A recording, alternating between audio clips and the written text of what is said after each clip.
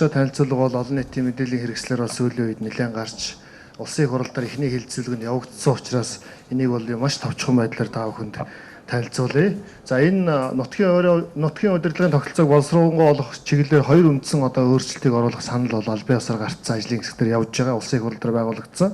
Өөрөөр хэлбэл улсын их хурлын 62 гишүүний гар сур дэмжсэн өөрчлөлтийн төсөл гэсэн үг. За энэ өөрчлөлтийн төслийн эхний бүлэг хэсэг нь болохоор хотын эрх зүйн байдлыг тодорхойлох асуудлаар яригдж байгаа. За ерөнхийдөө бол өнгөрсөн 20 хэдэн жилийн хугацаанд бол энэ хот тэгээд дээрэс нь хот ба суурин хот ба тосхон гэсэн энэ ойлголт бол нэлээд холилдож явж ирсэн.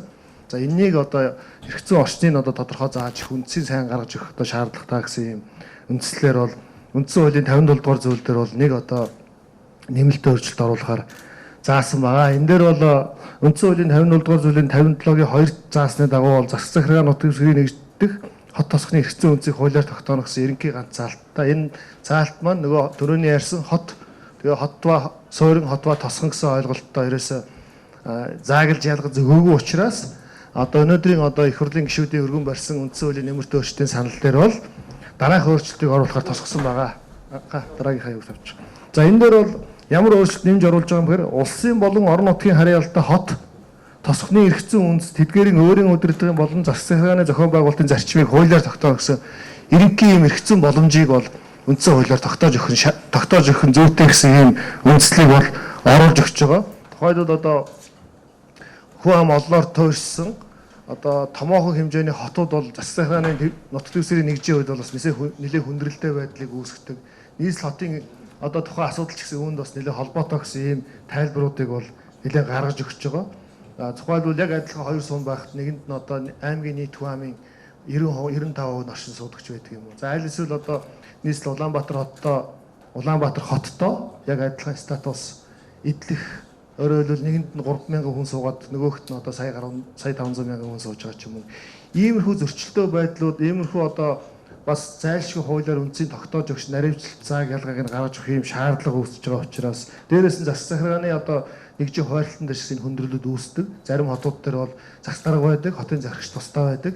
Тэгээд энэ нь болохоор бас ажил үүргийнх нь хуваар эдэр давхартах барих юм зүйлүүд бол гарч байгаа. Энэ мөн нийслэл хоттой холбоотой. Тухайлбал нийслэл хотын зарим дүүргүүд үе аслагдсан хотууд дээр энэ асуудал бас нэлээд гарч иж яригдсан. Ийм байгаа учраас үндсэн хуулийн 57 дээр бол энэ улсын болон орон нутгийн харьяалалтай гэж ийм ерөнхий ойлголтыг улсын болон орон нутгийн харьяалалтай дээрээс нь засаг захиргаа нутаг дэвсгэрийн нэгжийн удирдлагын тогтолцоо буюу нутгийн удирдлагын тогтолцоо буюу өөрийн удирдлагын тэр зарчмуудыг бол энэ бус хуулиуд дээр зааж өгөх эрх зүйн үндсийг нээж өгөх ийм шаардлага гарч ирсэн гэсэн ийм Монгол Улсын үндсэн хуульд нэмэлт өөрчлөлт оруулах төслийн талаар хэлэлцүүлэхт бас цаг зав гарган хүрэлцэн ирсэн Улаанбаатар хотын үеийн бас удирдлагууд нийслэл дүүргийн төлөөлөгчид энэ ажлыг зохион байгуулж байгаа ажлын албаныханд бас талархлаа илэрхийлье.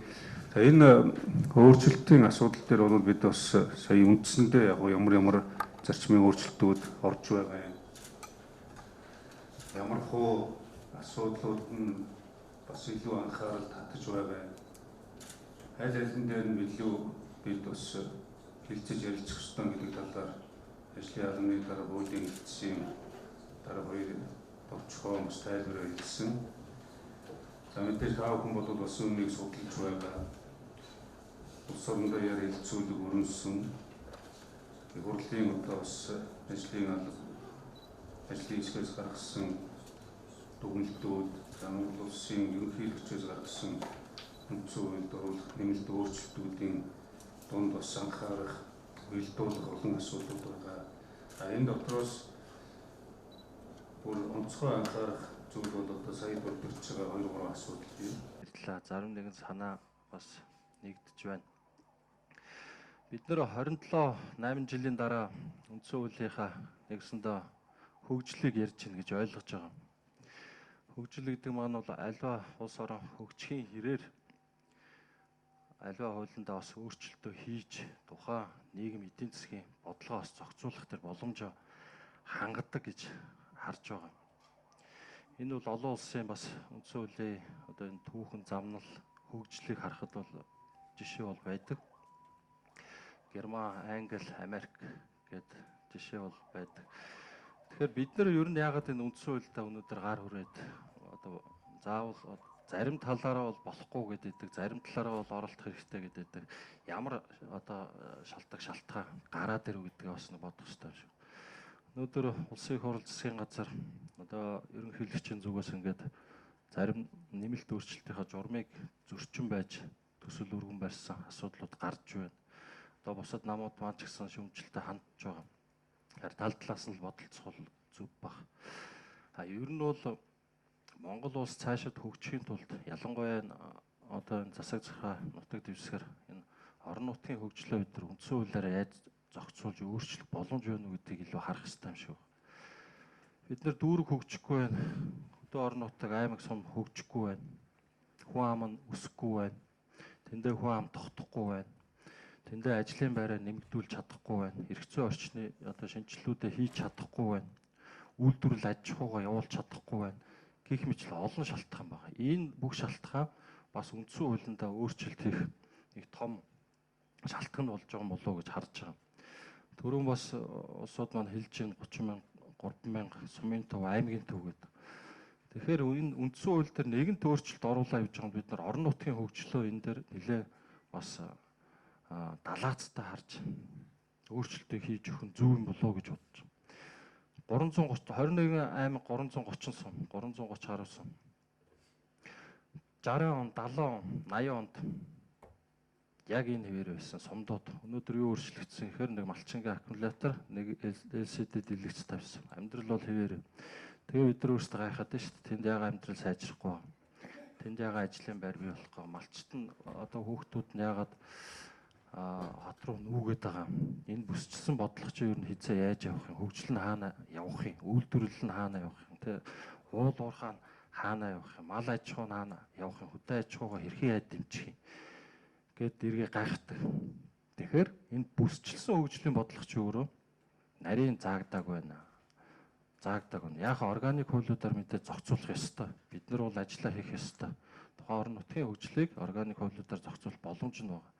Гэхдээ нэгэнт үндсэн хуулийн дээр бид нар асуудал ярьж байгаа бол үндсэн хуулийн дээр энэ бүсчилсэн хөгжлийн бодлогыг дэмжсэн ямар нэгэн заалт зайлшгүй орох нь зөв юм болов уу гэж дотроо бас бодож байна. Улсын их хурл 108 гишүүнтэй болно. Түрүүн бас хэлжлээ. Засаглалынхаа хэлбэр дээр илүү их шүүмжлэлтэй хандж байна. Орон нутгаа хайсан байна. Орон нутгийн хөгжлийн одоо бодлогыг бол дэмжсэн асуудлууд ороогүй байна гэж бас яригдж байна. Энэ бол зөв.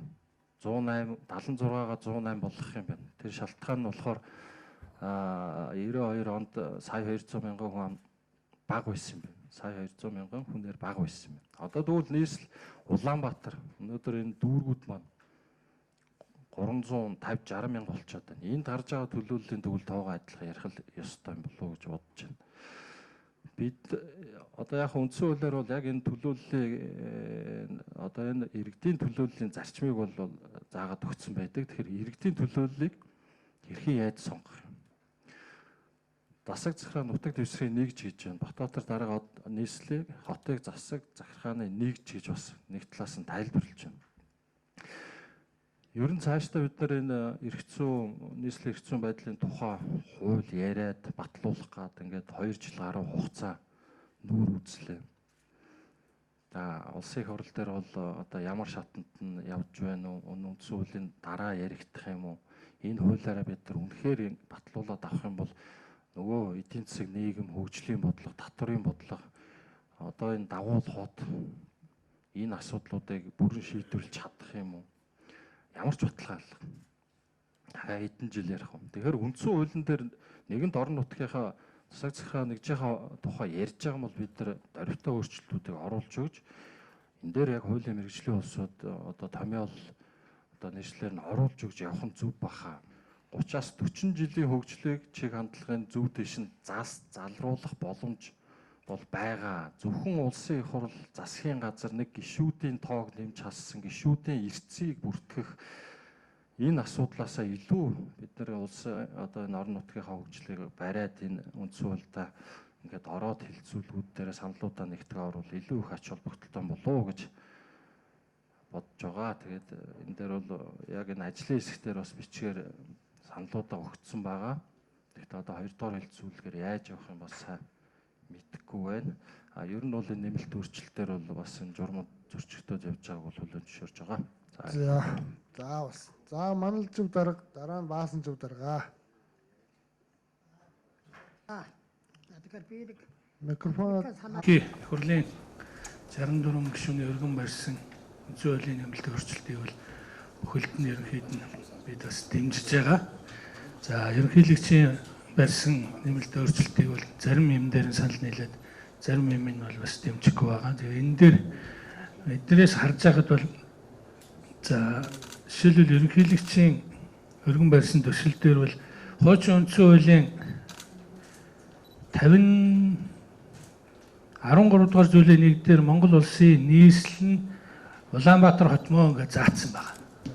Гэтэл ерөнхийлөгчийн барьсан үндсэн хуулийн дээр төсөл дээр болохоор төрийн захиргааны төв байгууллага байгаа газар нь Монгол улсын нийслэл гэж ингээд заасан байна. Тэгэхээр Улаанбаатар хот одоо Монголын түүхийг олон жил барьж байгаа энэ бол заавалчгүй нийслэл байх ёстой.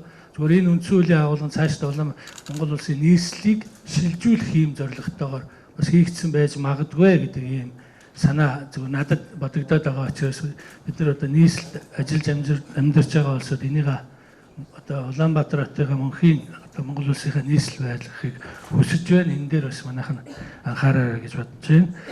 За ерөнхийдөө энэ төслүүд бол бид нар нэмэлт санал гаргаад орохгүй учраас энэ байгаа заалтуудаа дэмжихгүй гэдгээр нь явсан дээр баг. Тэр 2 дугаар хэлцүүлгийг эхэлсэн учраас за ерөнхийлөгчийн өргөн барьсан хуулийн дээр дэмжиж байгаа миний нэг зүйл юу гэхээр за энэ юун дээр байна? 58.2 дээр байна. Аймаг, хот, нийслэл, сум дүүргийн элийн засгийн газар өргөн мэдүүлснээр улсын их хурл батлна гэж байгаа.